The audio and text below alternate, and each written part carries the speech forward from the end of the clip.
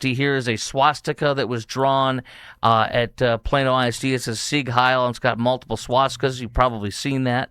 And then we also have this that just came in. This is a brand new one. These are displays in a classroom, and it's two guys with they've got a flag, a Palestinian flag, and it says "From the river to the sea, Palestine will be free," with a love heart on it. What that means is kill 8.9 million Jews in Israel, wipe them off the face of the earth there, kill just over half the population of the Jews in the world. That's in Plano ISD. We also know, Congressman Self, that there's been complaints ad infinitum. Let me go through some examples real fast on what's been happening in Plano ISD. Swastikas, death threats against Jewish students, pro-Hamas walkouts where they chanted "From the river to the sea, Palestine will be free," again meaning slaughter 8.9 million Jews in Israel. Biased classroom materials, and the most disgusting one ever is when there was a pro-Hamas video and programming in a classroom. They told the Jewish student, if you don't like it, you can leave. We're going to worship political Islam and Hamas terrorists, and you, Jew, put a gold star on him, is what they're basically saying. Put a gold star on his arm and get him out of here. What in God's name is going on in Plano ISD, and why did the TEA wash over this? I'll hit some examples in a minute. What do you know about this? Because they're trying to indoctrinate the kids, and a lot of that is successful. So they're allowing it to happen in order to indoctrinate the children, because they know if they can get the children, then they've got the next generation. Look, we've been involved. We've sent a couple of letters to ISD, and we want education to be a state issue. We want it not to be a federal issue. But there are laws against anti-Semitism at the federal level. So there is a federal nexus, and we are definitely involved along with Congressman Pat Fallon.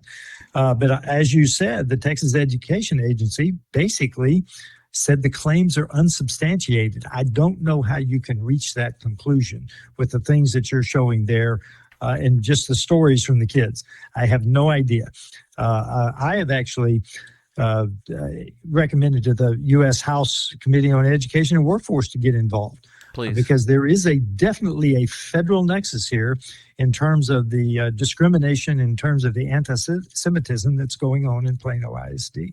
A few more things here. We had the superintendent of Plano ISD went on Facebook and mocked posts about this, which is, I mean, it's unthinkable. Are you familiar with that? And have you heard about it? I don't think so. No. Yeah, this is from my friends and Jewish parents within the district, and we can provide that to your office. I know I'm in touch with your staff. Please. Yes, you got it, brother. And then the other stuff I wanted to share, and Keith, I want to say this too. They're going to come for the Jews first, but then they're going to come for us. That is exactly what this is. To all the people that think, oh, it doesn't affect me, I'm an evangelical Christian, and my God says that if you bless Israel, I will bless you, and if you curse Israel, I will curse you. But this is not just about the Jews. This is about us. This is about us and every one of us and freedom. Look, Chris, there is a theory that says when you get about 3.5% of any population, if it's a committed, aggressive 3.5%, you can change nations. And I will tell you that's what they're striving for, because they have across Texas, 1.6% or something on that order. Mm-hmm. And yet they're already on the offense. Think about that. Yes. This is going to impact everyone, because if the civilization jihadists take control, you will either convert, you will submit and pay the jizya tax, or you will die. It's that simple. Now, we could go into all the horrible things that Sharia means, and we could look at the rape gangs in the UK. Yes. But we could go through all of that. But frankly, right now, I just want to make people aware that this is happening and growing in Texas, particularly North Texas. A few more quick instances on Plano ISD before I let you go, Congressman, if you don't mind. One instance, a Jewish family complained about anti-Semitic and pro-Islamist talking points in a Plano ISD classroom. Plano ISD responded by removing the child. I told you about that. Also, in Plano ISD, they stripped parents of constitutional rights, First Amendment right to petition their government by denying the ability to communicate with school board members about these issues. There's just so much going on here in Plano ISD. How have they responded to you and other federal officials about this?